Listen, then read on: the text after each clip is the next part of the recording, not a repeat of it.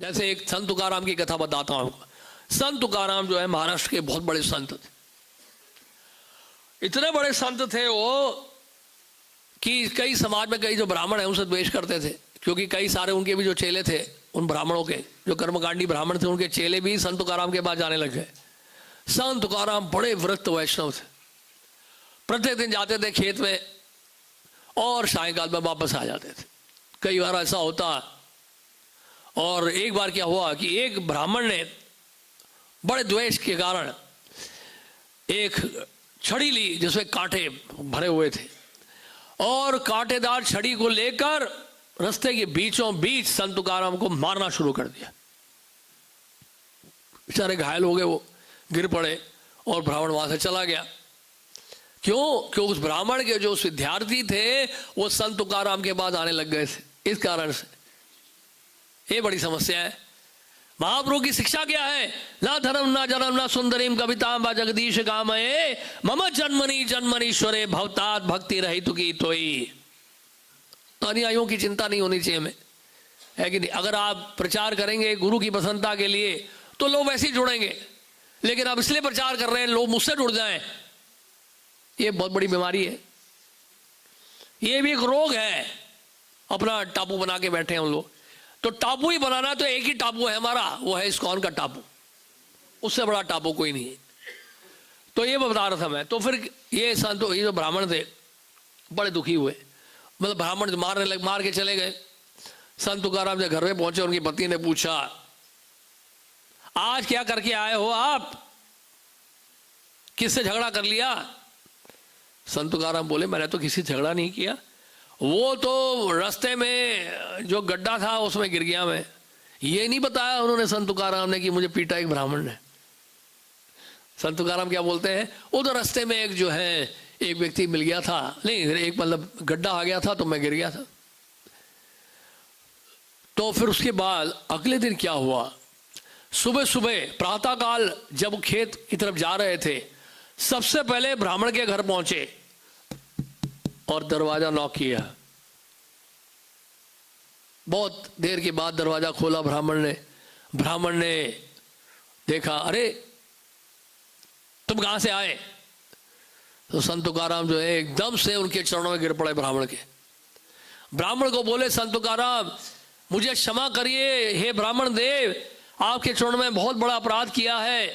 शास्त्रों में लिखा है, नमो ब्रह्मण देवाय गौ ब्राह्मण हिताय च जगत हिताय कृष्णाय गोविंदाय नमो नमः। भगवान तो ब्राह्मणों को बहुत पसंद करते हैं, गायों को बहुत पसंद करते हैं। आप ब्राह्मण हैं, भगवान के बहुत प्रिय हैं। आपके चरणों में मैंने बहुत बड़ा अपराध किया है, मैंने आपको दुख दिया, मुझे क्षमा करिए। रोते रोते लेट गए, साष्टांग दंडवत कर दिया उन्होंने। ब्राह्मण हैरान हो गया, मैंने इसको सड़क के बीच में मारा, वो भी कांटेदार छड़ी से, लेकिन ये मुझसे माफी मांग रहा है। और ये बाप रे बाप, ये तो कितने बड़े संत हैं ये। तो ब्राह्मण जो है संत तुकाराम का शिष्य बन गया, नहीं उनके विद्यार्थी बन गए। वो क्या थे, हृदय बदल गया। देखिए ये है वैष्णव का लक्षण। वैष्णव जो है उनके अंदर ये दृष्टि होती है, किसी में दोष देखते नहीं है वो। एक संत ज्ञानेश्वर थे, संत ज्ञानेश्वर भी महाराष्ट्र के हुए हैं, और वो एक बार जा रहे थे स्नान करने के लिए, गंगा जी में स्नान करने जा रहे, शायद काशी में था ये घटना हुई थी। और एक बहुत बड़ी इमारत थी, इसके ऊपर एक मुल्ला खड़ा था, और मुल्ला है ऊपर से बार बार पानी फेंक रहा था। कभी कूड़ा फेंकता है, कभी पानी फेंकता है। गंगा जी में जा रहे थे स्नान करने के लिए, वापस जो लौट के आते थे उसी समय फेंकता था। जाता नहीं फेंकता था, वापस आते हुए नहा के आ रहे हैं, वो नहा धो के आ रहे हैं, ऊपर से कूड़ा फेंक दिया, ऊपर से थूक दिया, ऊपर से पानी फेंक दिया, गंदा पानी फेंक दिया। संत ज्ञानेश्वर फिर नहाने चले जाते। ऐसे 14 बार हुआ, एक बार दो बार नहीं, 14 बार स्नान करके आए। ऊपर से वो मुल्ला देखिए हैरान हो गया, अरे इतनी बार मैंने इसको ऊपर से गंदा किया है, पानी फेंका मैंने, नाले का पानी फेंका, कूड़ा फेंका, थूका मैंने, लेकिन ये बार बार जाके गंगा स्नान करके आता है। तो वो मुल्ला नीचे उतर आया, नीचे आके पूछता है, क्यों जी, आपके ओर मैंने कूड़ा फेंका, नाले का पानी फेंका, आपके ऊपर थूका मैंने, लेकिन आप चुपचाप चले जाते हो, स्नान करके वापस आ जाते हो, ये क्या बात है? आपको क्रोध नहीं आया? आपने कुछ बोला भी नहीं? वो जानना चाह रहा था मुल्ला। तो संत ज्ञानेश्वर पता क्या बोले, उन्होंने कहा मैं आपको धन्यवाद करता हूँ मौलवी जी, मैं आपको बहुत बहुत धन्यवाद करता हूँ, हृदय से धन्यवाद करना चाहता हूँ क्योंकि आपने मुझे आज 14 बार गंगा स्नान करने का मौका दिया है। ये देखिए भाव संतों का होता है, वैष्णव का होता है, जो सदैव दूसरों में गुण देखते हैं, अच्छे गुण देखते हैं, है कि नहीं। इस तरह से हमारी भक्ति आगे बढ़ती। जब ऐसा हम करेंगे, भक्तों के संग में, भक्तों के बीच में रहकर भक्तों में अच्छे गुण देखेंगे, वहां पे जो हरि कथा है, ये हृत कर्ण रसायन कथा, ये हृत कर्ण क्या बन जाएगा, हृदय और कर्ण के लिए क्या बन जाएगा, रसायन बन जाएगा, टॉनिक बन जाएगा।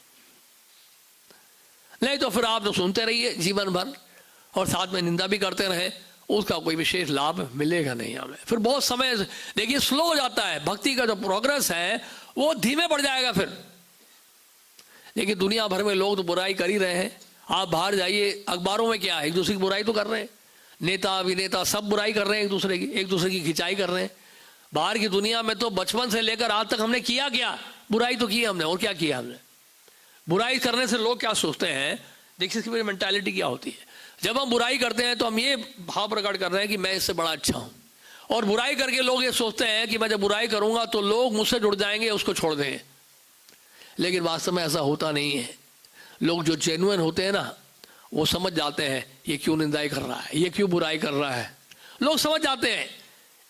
जो समझदार व्यक्ति होगा वो समझ जाएगा कि मेरे सामने क्यों बुराई की जा रही है दूसरे की, और क्या होगा, वो सिंसियर होंगे, ऐसे लोगों का संग त्याग देते हैं फिर। और वास्तव में भी देखिए, अगर हम भक्तों का संग करें, ऐसा संग मिले जहां पर कोई वैसा निंदा नहीं होती है, तो ऐसे संग में कितना अच्छा लगता है हमें। ऐसा लगता है साधु संग का मतलब समझना है हमें। वैसे